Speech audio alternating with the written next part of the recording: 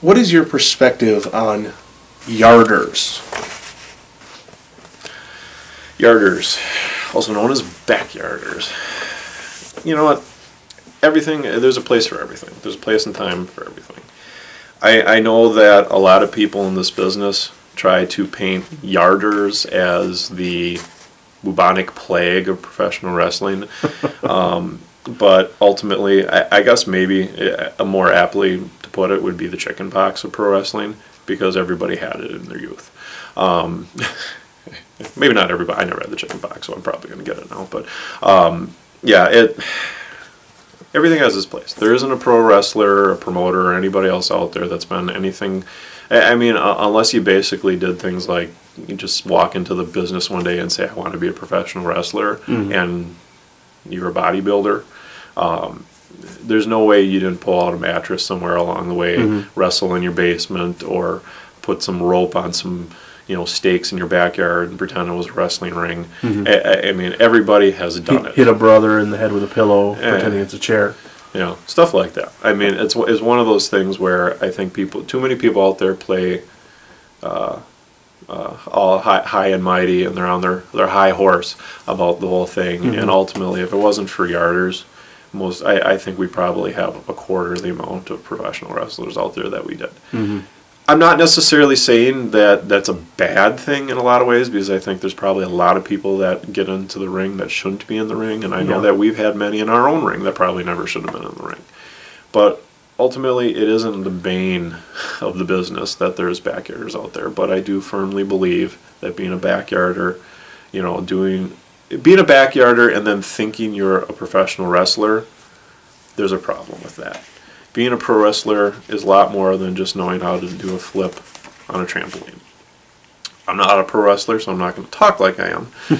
But you've been around enough to have a perspective, though. I think that being a backyard wrestler just shows you have passion, and it's something that maybe you want to do.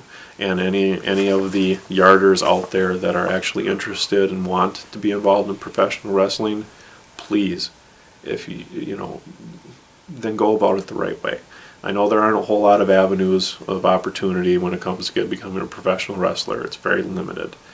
But don't try and be something that you're not, because you do two things. You alienate yourself from the rest of the business that actually is doing things legitly and people that have paid their dues. And secondly, it's a safety thing too. I mean, if you walk into a promotion and say you're a wrestler and you're a backyarder, I don't agree with it, but you're probably going to get your ass handed to you. And that's the thing, is a lot of you just gotta, if you're going to go wrestle in a backyard, do your thing, have fun. Don't put it up on YouTube, and don't do the type of thing that you're trying to play it off like you are something that you're not, because it's only going to make things, number one, harder for you, and it also detracts from other people that are actually doing this seriously. Okay. And it's a safety thing too. Sure.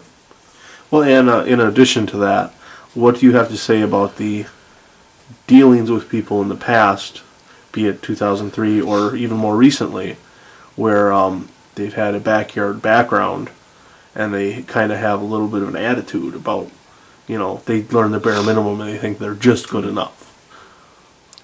I think just good enough, there's a point where you can do something with it, but usually it's usually a battle royal, and that's about it. Yeah. I think there is a point in time where you reach, are you serious about this? Or is this just fun and games for you? Now,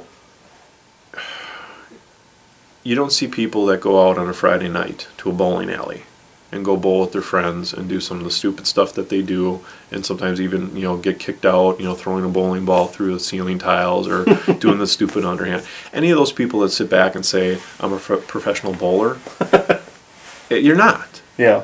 So at the same point in time, a professional bowler isn't going to do some of that stupid type of stuff. Yeah. It's kind of it's a similar type of thing. Okay. It's what are you in this for? Are you in this to take it seriously, or are you just in it to have fun? And if you're in it to have fun, go do your thing.